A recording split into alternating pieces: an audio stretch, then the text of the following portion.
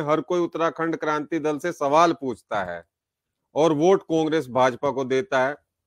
बिशन आर्या जी नमस्कार कर रहे हैं, आपको भी प्रणाम। और उत्तरापंत बहुगुणा जी भी जुड़ी हैं, नमस्कार आपको।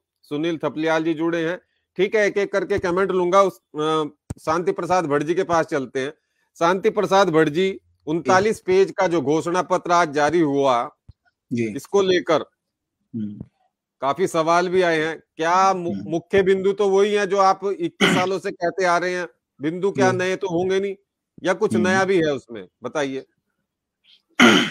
देखिए जयवीर जी, आज जो उत्तराखंड क्रांति दल ने अपना घोषणा पत्र जारी किया है, उसमें एक चीज बड़ी स्पष्ट है, जो किसी भी राष्ट्रीय पार्टियों के संकल्प पत्र में नहीं होता, वो ये है कि उत्तराखंड की मूल आत्मा के अनुसार राज्य का विकास। अगर आप 2002 में देखेंगे, उत्तराखंड क्रांति दल ने जिन बातों को कहा था, कमोवेश 21 वर्ष के बाद भी उनमें से कोई एक मुद्दा ऐसा नहीं है जिसको हम ये समझ सकें कि राष्ट्रीय पार्टियों ने ये विकास किया है, इसको हटा दिया जाए। अब आ जाइए, ये राज्य पर्वतीय राज्य है।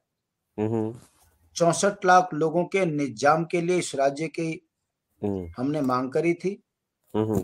हमने सोचा था कि हमारी राजधानी होगी, हमारे ब्लॉक स्तर पर रोजगार स्वरोजगार के साधन जुटेंगे, पलायन रुकेगा, राज्य में खुशहाली आएगी, हमारी बोली भाषा को राज्य की भाषा का दर्जा मिलेगा, हमारे यहाँ जो त्रिस्तरीय चुनाव होते हैं उसमें हमारी पंचायतें मजबूत होंगी, प्रधान अपनी निधि के तहत अपने गांव का विकास करेगा।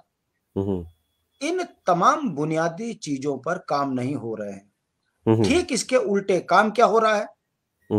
पंचायतें विधायकों के अधीन हो गई हैं।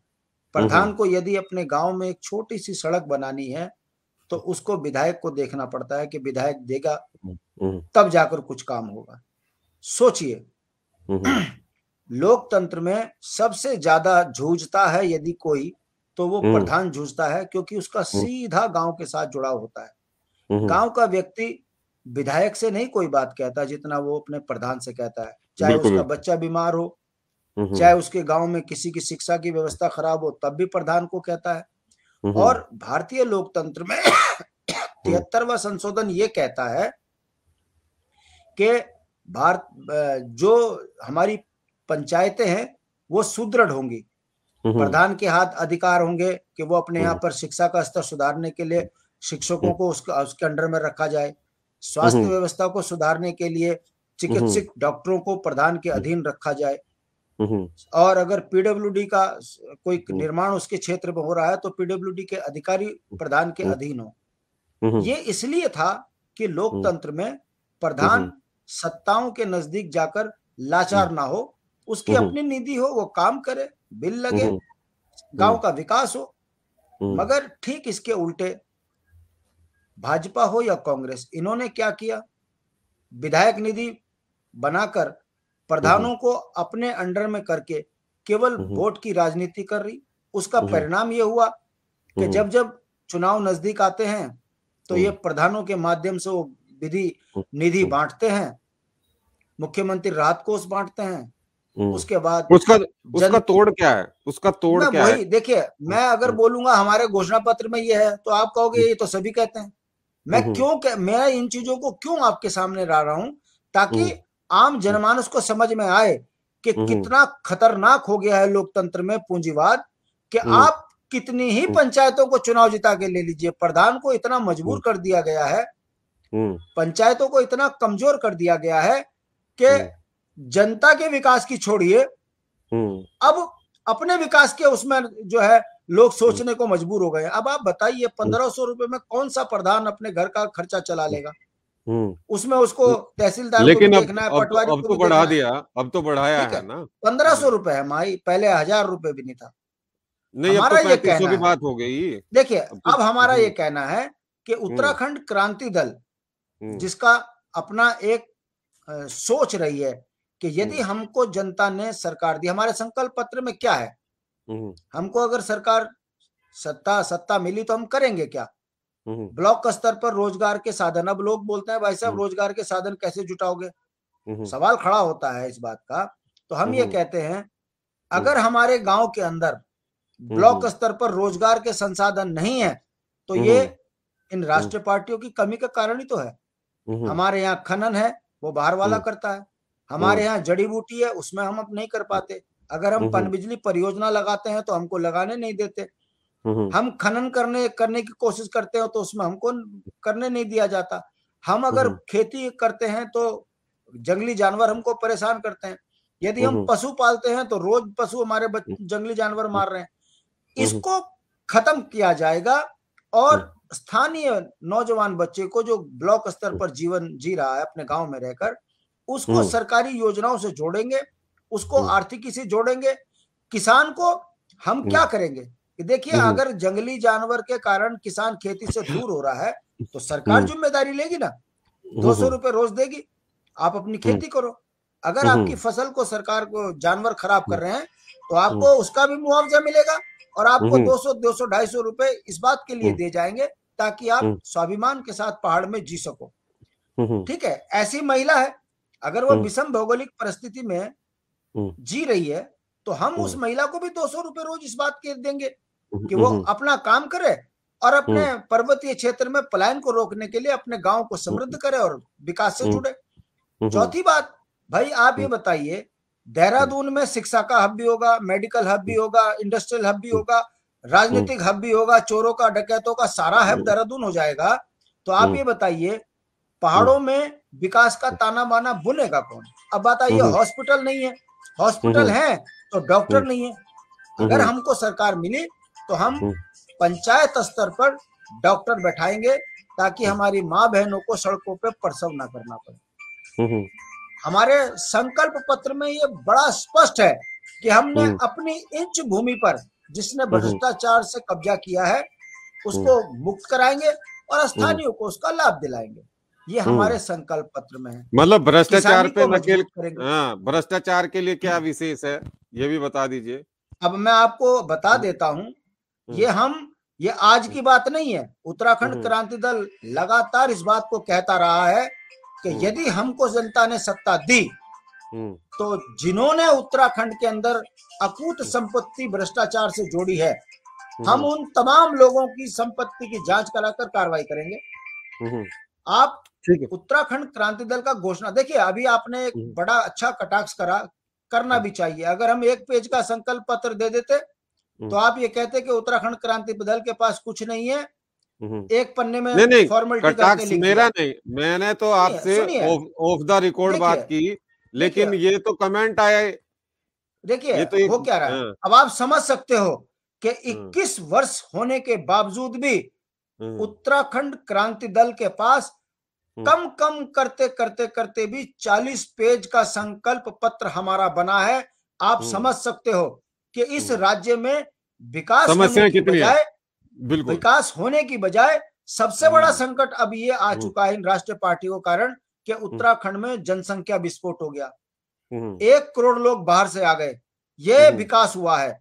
दूसरा विकास ये हुआ है कि गांव में जो कृषि कर रहे हैं बच्चे, जो गांव में अपना जीवन जी रहे हैं, उन बच्चों की शादियां नहीं हो पा रही हैं। 35-35, 40-40 साल के बच्चे हो गए हैं क्योंकि नौकरी नहीं है तो शादी नहीं है, शादी नहीं है तो वंश नहीं चल रहे। ये विकास इन 20-22 वर्षों में इन राष्ट्रीय पार्टियों की गलत नीतियों के कारण हुआ है। तो हमारा स्पष्ट कहना है, हम खेती को मजबूत करेंगे, पशुपालन को बढ़ावा देंगे, ब्लॉक स्तर पर रोजगार स्वरोजगार की व्यवस्था जोड़ेंगे, स्वास्थ्य व्यवस्था ठीक करेंगे और जो सरकारी स्कूलों में बच्चे पढ़ रहे हैं उनको सरकारी सेवाओं में प्राथमिकता से आगे बढ़ाएंगे ताकि उत्तराखंड से पलायन रुके। राजधानी गैरसैंण हमारा संकल्प है, हम स्थायी राजधानी गैरसैंण बनाएंगे और उत्तराखंड की बेहद कीमती जमीनों को लूटने वालों पर कार्रवाई करेंगे। हम बख्शेंगे नहीं। हमने उत्तर प्रदेश से अपनी परिसंपत्ति छुड़वाने के लिए केंद्र पर दबाव बनाएंगे कि उत्तर प्रदेश से वो हमारी संपत्ति हमको वापस दिलाए। ठीक है नहीं, ये काम हम अपने संकल्प पत्र में दोहरा रहे हैं और वो इसलिए नहीं दोहरा रहे कि यूकेडी कह रही है। देखिए, राज्य के आंदोलन के दौर में ये कांग्रेस भाजपा कहती थी कि अगर उत्तराखंड बन जाएगा तो राजधानी कहां बनाएंगे। सोचिए, ये इतने बड़े लड़ाके और बेईमान राजनीतिक लोग थे ये चाहते थे कि अब कोई कुमाऊं कहेगा, कोई गढ़वाल कहेगा और इनमें झगड़ा होगा, आंदोलन खत्म और उत्तराखंड खत्म। हमने उस टाइम पे भी सूझबूझ से कहा था कि हमारी राजधानी गैरसैंण होगी, कुमाऊं और गढ़वाल के मध्य में, और हर जगह से 260 किलोमीटर के इर्द गिर्द में आदमी को आने की सुविधा होगी, ये झगड़ा समाप्त। उसके बाद हमने उस दौर में कहा था कि हम विषम भौगोलिक परिस्थितियों में रहने वाले लोग हैं, यदि हमारा राज्य बनेगा तो हम छोटी इकाई बनाएंगे। और राज्य बनने के बाद उत्तराखंड क्रांति दल पहला क्षेत्रीय दल था जिसने कहा था कि हम छोटी जनपद, छोटी इकाई बनाएंगे। 23 जनपद हमने उस दौर में बना दिए थे कि हमारी सरकार बनेगी तो हम 23 जनपद बनाएंगे, ताकि छोटी इकाई में विकास का काम ज्यादा होता है। अब आप बताइए, आज हमारी नकल कौन नहीं कर रहा? अब एक आया है कल का आदमी, वो ये कह रहा है कि हम 1000 रुपए देंगे, 500 रुपए देंगे। अरे भाई, इससे कुछ नहीं होगा। हम उत्तराखंड के नागरिकों को सम्मान के साथ स्वावलंबी बनाएंगे। हम भाजपा कांग्रेस की तरह एक वो खाप पार्टी जो आई है केजरीवाल की, हम उसकी तरह काम नहीं करेंगे कि वो एक कह रहा है कि हम फ्री देंगे, फ्री देंगे। भाजपा ने 5 किलो गेहूं देकर उत्तराखंड के किसानों के मुंह पर तमाचा मारा है। हम ये कहते हैं किसानों को समृद्ध बनाइए। अगर भाजपा किसान प्रिय होती तो वन कानून में परिवर्तन करती, जंगली जानवरों से किसानों के परिवारों को बचाती, फसल को बचाती, बच्चों को बचाती, मगर ऐसा नहीं कर रहे, क्योंकि इन्होंने मान लिया है कि पहाड़ का आदमी सीधा आदमी होता है, इसको थोड़ा सा लालच दे देंगे तो शायद हम वोट पालेंगे। पहाड़ में आदमी उबला पड़ा है और एक एक बच्चा कह रहा है कि उत्तराखंड के नागरिक को स्वावलंबी और स्वाभिमान से जीने की बात अगर कोई पार्टी कर रही है तो वो यूकेडी कर रही है। ठीक है, ये मान लिया। तो ठीक इन है, तमाम चीजों को लेकर हमने हम्म। अपने संकल्प पत्र में जनता से कनेक्ट किया है और जनता उसको अप्रिशिएट कर रही है। और हमारा विश्वास है, हम धरती पुत्रों की पार्टी है।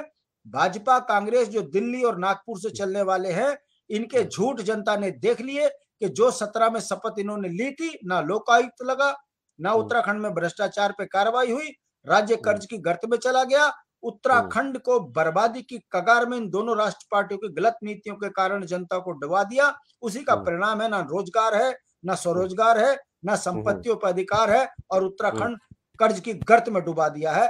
तो इससे बचने के लिए हमारे संकल्प पत्र में जो हमने संकल्प किया है, जो घोषणा पत्र में हमने जो वादे किए हैं, धरती पर उतारेगी तो यूकेडी और गांव का विकास करेगी तो यूकेडी, क्योंकि उत्तराखंड क्रांति दल ही ईमानदारी से जनता की आवाज है और इस बात को जनता अब समझ रही है।